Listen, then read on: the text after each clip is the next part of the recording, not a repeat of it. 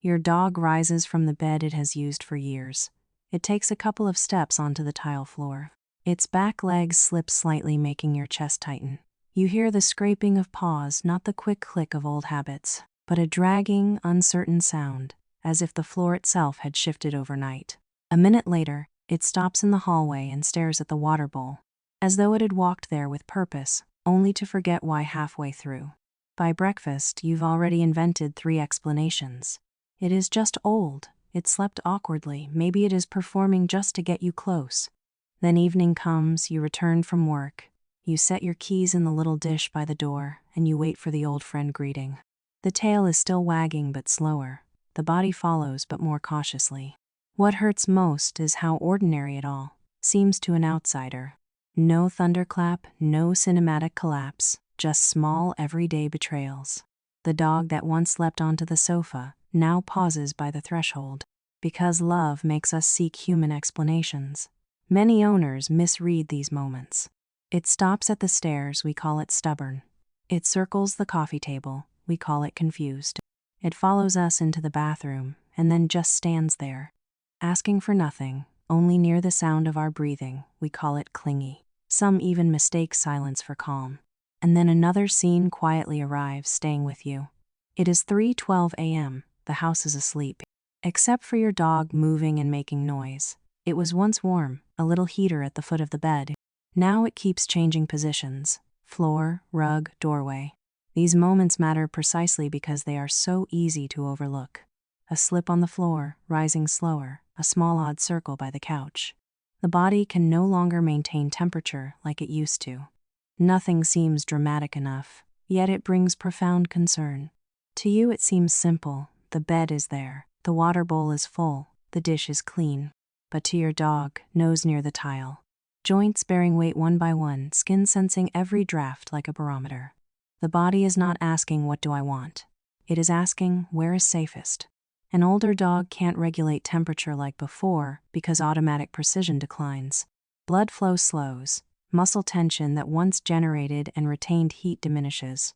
The autonomic nervous system, the background system quietly keeping life going, loses efficiency. So the once neutral bed suddenly feels wrong. Not emotionally wrong, but physiologically wrong. The floor too cold, afternoon heat stagnant. When air passes over the thinning body, environmental buffering fails. You see it move from rug to doorway to sunlight. It is actually the sympathetic nervous system scanning for a safer temperature zone. Then the parasympathetic system attempting to settle there until the body shifts again. The same thing happens at the food bowl. You set down the meal, thinking appetite is a choice. To the dog, it is a hierarchy of sensory and metabolic permissions. Can the nose form a strong enough scent map to judge if food is worth approaching? Does the mouth hurt? Is swallowing difficult? Is there mild nausea? Are the HPA axis and cortisol making ordinary behaviors physiologically expensive? If enough signals are unfavorable, the body doesn't debate. It downshifts, sniff, pause, turn away. Not drama, not ingratitude, but an unconscious energy preservation decision. Even thirst, which humans assume is obvious, can diminish. Reduced drinking is not moral failure, it is a signal of decline. Changes in kidneys, brain signaling, and systemic regulation can dull or delay the sensation. The sensation that once drove a sprint to the water bowl. Fatigue, dizziness, nausea, or the simple cost of actions. Standing, supporting weight, lowering the head, swallowing, shift the calculation again. The dog isn't forgetting water, threat assessment is being reprioritized. If movement is unstable, the floor slippery, the room hot, or the mouth uncomfortable, the nervous system may choose stillness over drinking. Survival systems are always doing this. Reduce output, avoid expenditure, conserve energy.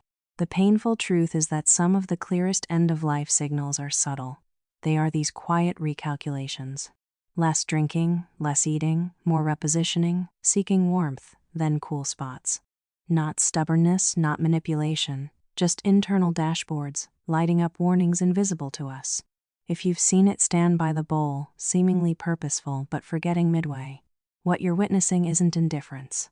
It is the body calculating signals, safety, and energy expenditure in real time. Notice what changes first. choice of position, refused food, or water left untouched. Here, the body isn't making moral choices. It is running low on physiological resources. What you call giving up is usually an energy economy collapse. Impaired digestion, reduced absorption, muscle breakdown to support essential systems, and chronic stress on the HPA axis.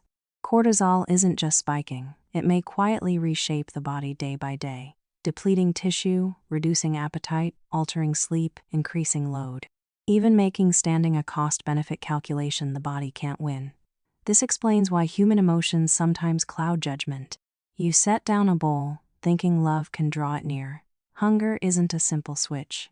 In aging or declining animals, smell persists, memory flickers. But the gut, liver, kidneys, and endocrine system may no longer cooperate. Nutrition no longer translates into strength. Lean hips, prominent spine, sudden feel of bone instead of flesh. This isn't appetite betrayal. It is a failure of maintenance. The body can't persist. Stillness isn't laziness. It is neurobiology. Movement relies on more than willpower. Sensory systems track limb position, muscles and joints provide reliable feedback. The brain predicts effort, corrects wobble, budgets energy. When weakness, pain, inflammation, and fatigue interfere, even short movements can be unsteady, confusing, energy draining. What looks like doing nothing may be the body losing confidence in its own map. This also explains why it might hear a leash rattle or a treat container shake and still not move. Signals reach the brain. Desire may exist, but desire precedes execution. If feedback is weak, blood sugar unstable, oxygen low, allostatic load high, the nervous system chooses conservation. Rest becomes a biological strategy, not a personality change. Lingering in one spot, delayed responses, and deep breaths before movement all signal the system protecting its last reserves. Physiological decline also explains heartbreaking accidents. Bladder control isn't just good behavior. It requires muscle control, sensory timing, spinal signals, and sufficient energy to respond. When pelvic muscles weaken and fatigue exceeds intent, the body can't transition from lying to standing smoothly. Learned rules no longer apply. The animal hasn't forgotten. Seen this way, the signs are no longer personal. Uneaten food, thin body, deepened sleep, sudden messes on once clean beds. Not evidence of indifference, rebellion, or mistrust.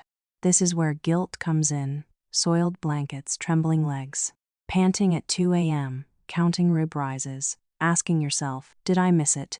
Waited too long, fail it. No, not in this moment. You haven't neglected it. You are in an ancient, painful language gap. You read safety systems with human assumptions.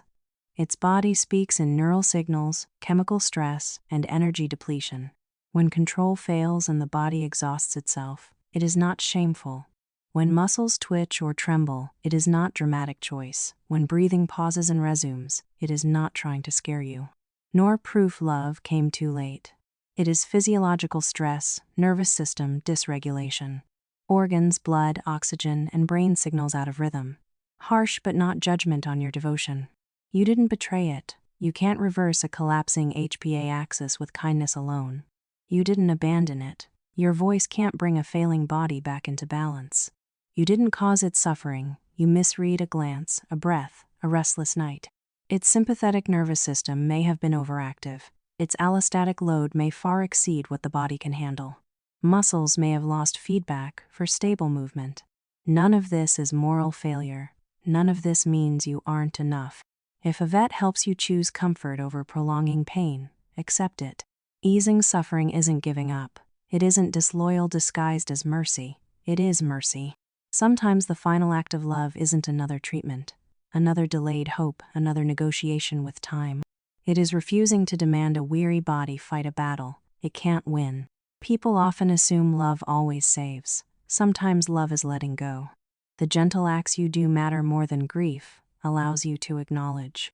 Fresh bedding, warm cloth, hand resting steadily beside it during heavy breaths. Dimmed lights, quiet rooms, staying close even when afraid, not small things.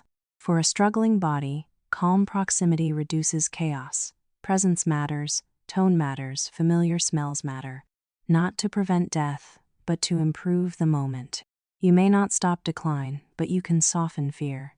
If you need to remember one thing, you have not failed your animal because you cannot fluently keep up with biological decline. You love with limited information. You respond with a human heart to a non-human nervous system. Some signals you cannot decode. Some moments seem harsher or gentler than they are.